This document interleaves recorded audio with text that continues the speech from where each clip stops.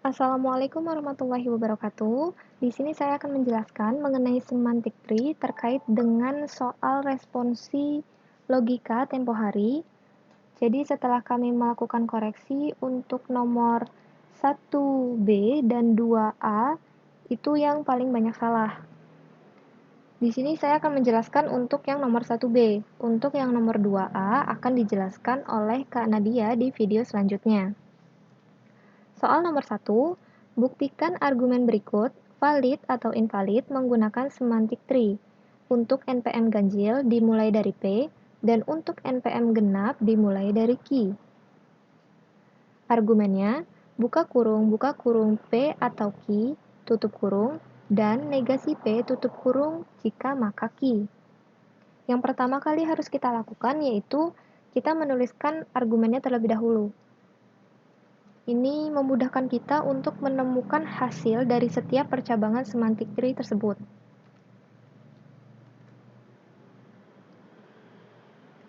Setelah kita tuliskan argumennya, kita buat semantic tree-nya. Akan saya cari mulai dari yang NPM ganjil yang dimulai dari P.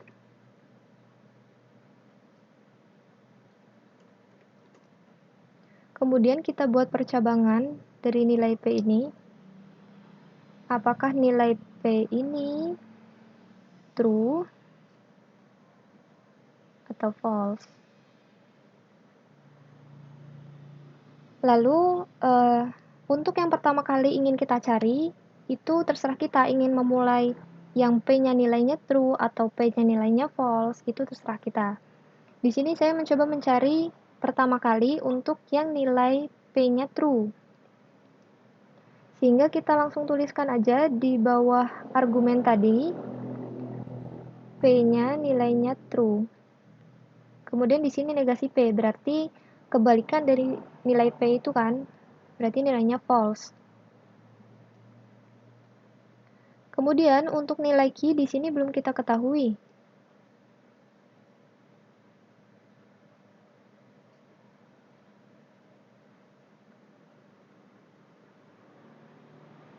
Untuk P atau Q, di sini kan belum diketahui nilai Q-nya, tetapi P-nya udah diketahui true.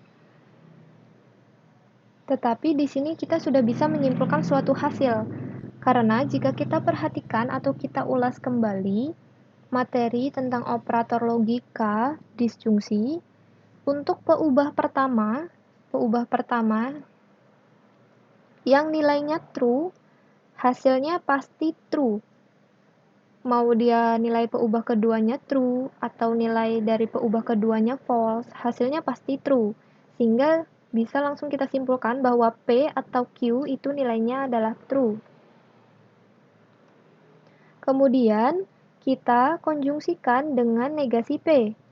True dan false hasilnya adalah false. Lalu, kita implikasikan dengan Q, di mana Q ini belum memiliki nilai. Tetapi di sini juga sudah bisa kita simpulkan. Karena kita perhatikan lagi operator implikasi untuk peubah pertama yang nilainya false, maka hasilnya pasti true. Sehingga langsung bisa kita simpulkan bahwa hasilnya adalah true. Kita udah dapat nih hasil dari percabangan pertama, di mana P-nya bernilai true. Sehingga bisa kita tuliskan di semantic tree-nya, untuk P nilai true, maka hasilnya pasti true. Selanjutnya, kita mencari percabangan yang kedua, yaitu P yang bernilai false. Kita tuliskan lagi argumennya, ini untuk memudahkan kita. Kemudian, kita tuliskan untuk P nilainya false, negasi P berarti true. Di sini Q-nya belum kita ketahui.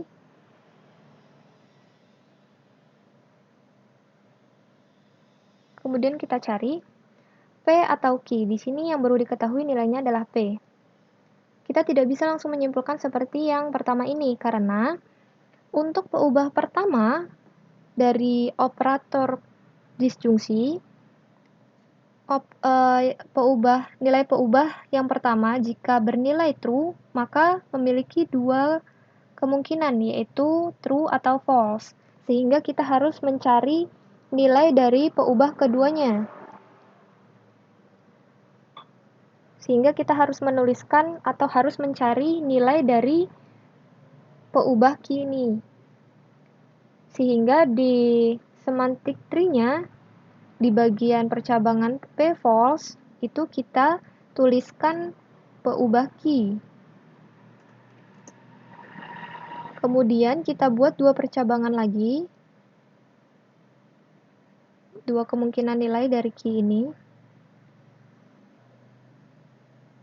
true atau false.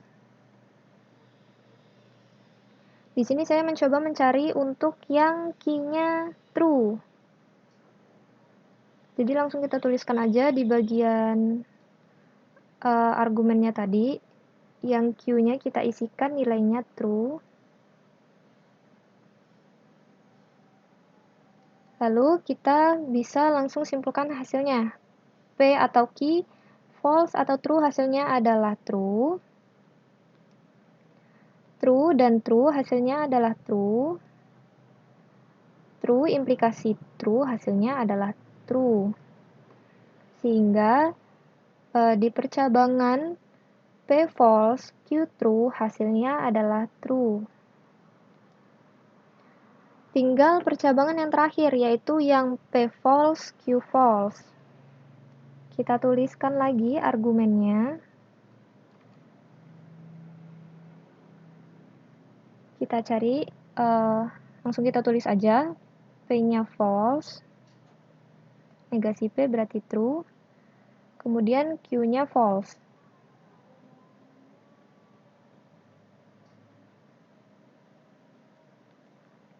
False atau false hasilnya adalah false.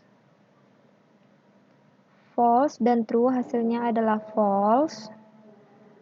False implikasi false hasilnya adalah true. Sehingga bisa kita tuliskan di percabangan P false, Q false hasilnya adalah true.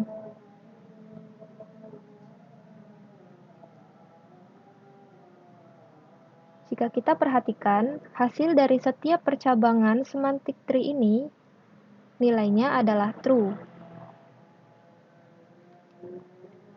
Sehingga bisa kita simpulkan bahwa argumen ini bernilai valid.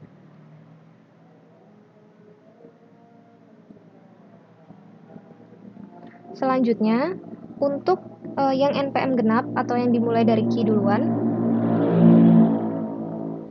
kita tuliskan argumennya.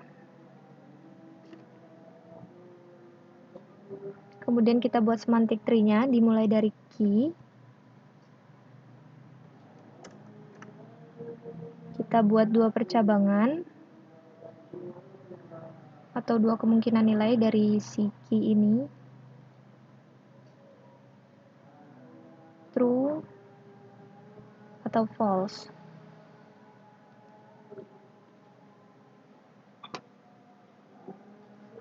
Di sini saya mencoba mencari yang Q-nya true.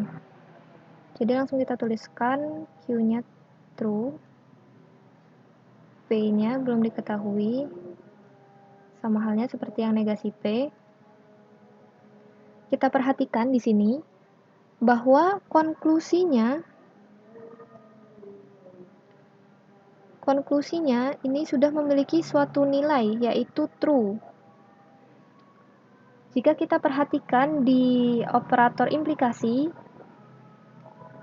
untuk yang peubah kedua, yang nilainya true, hasilnya pasti true.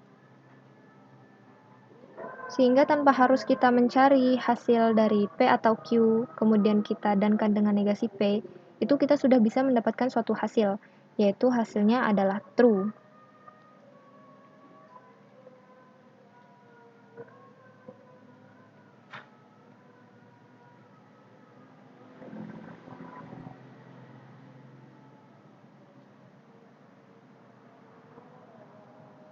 Hasilnya udah pasti true. Sehingga langsung bisa kita tuliskan di semantic tree-nya, untuk Q yang bernilai true, maka hasilnya pasti true. Selanjutnya untuk percabangan berikutnya yaitu Q yang bernilai false.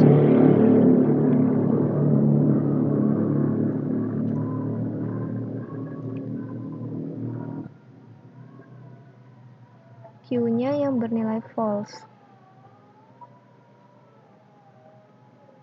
P-nya belum diketahui. Di sini kita tidak bisa menyimpulkan seperti yang di atas ini, karena untuk operator implikasi, untuk peubah keduanya yang nilainya false, itu memiliki dua hasil atau dua kemungkinan hasil antara false atau true. Sehingga kita harus mencari terlebih dahulu nilai dari peubah pertamanya. Nilai dari ini. Sehingga baru bisa kita simpulkan hasilnya. Karena di sini Q-nya false, maka kita harus mencari nilai dari P-nya. Kita tuliskan di semantic tree di percabangan Q false.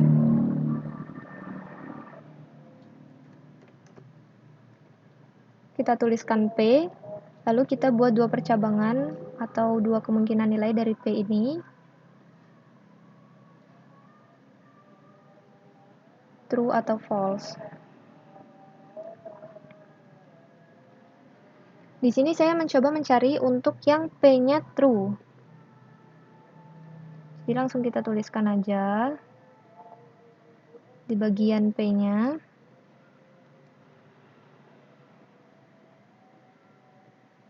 P-nya true berarti negasi P-nya false.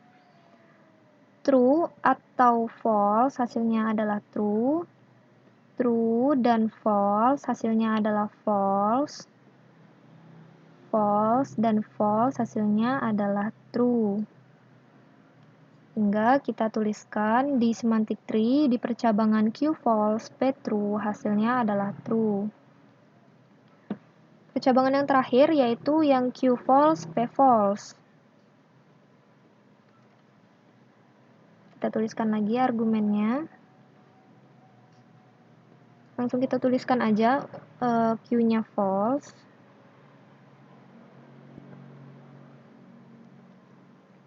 P-nya false. Maka negasi P-nya true.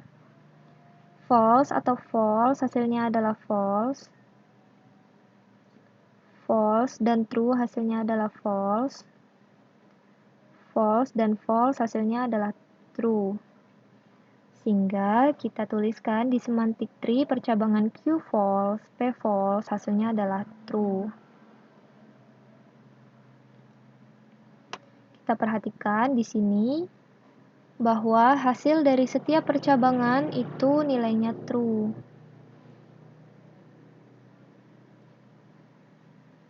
Sehingga bisa kita simpulkan bahwa argumen ini valid.